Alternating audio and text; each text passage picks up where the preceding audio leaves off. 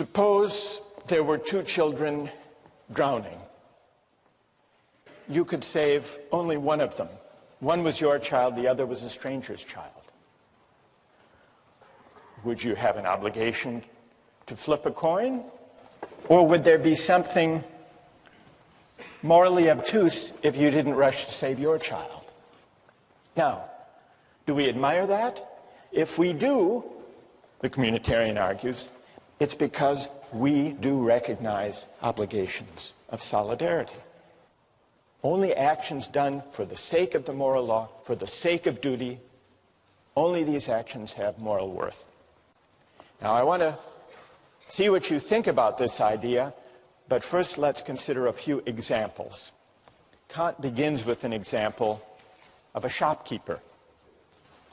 He wants to bring out the intuition and make plausible the idea that what confers moral worth on an action is that it be done because it's right. The reason you should universalize to test your maxim is to see whether you are privileging your particular needs and desires over everybody else's.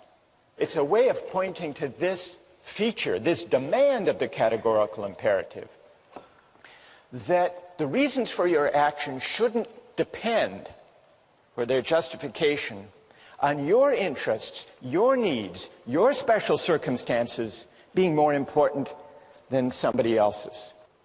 That, I think, is the moral intuition lying behind the universalization test.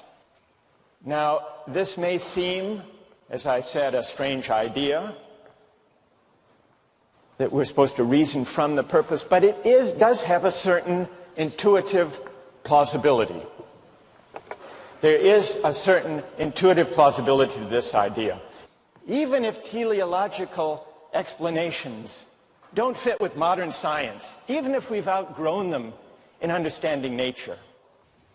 In the case of justice and rights, if we suspect that Mill is implicitly leaning on notions of human dignity or respect for a person that are not, strictly speaking, utilitarian, we need to look to see whether there are some stronger theories of rights that can explain the intuition, which even Mill shares, the intuition that the reason for respecting individuals and not using them goes beyond even utility in the long run.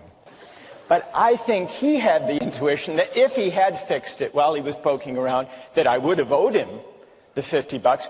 I shared that intuition. I would have. But he inferred from that, this was the fallacy in the reasoning that I think lay behind his anger, he inferred from that fact that therefore, implicitly, we had an agreement. What is the method of reflective equilibrium? It's moving back and forth between our considered judgments about particular cases and the general principles we would articulate to make sense of those judgments. And not just stopping there, because we might be wrong in our initial intuitions.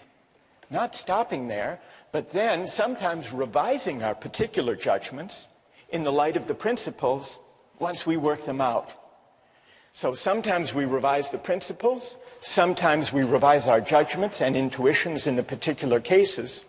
Yeah, that's a really nice story, but you haven't told me shit, have you? What then about our second question? If reasoning about the good is unavoidable in debates about justice and rights, is it possible? If reasoning about the good means that you must have a single principle or rule or maxim or criterion for the good life that you simply plug in every time you have a disagreement about morality, then the answer is no.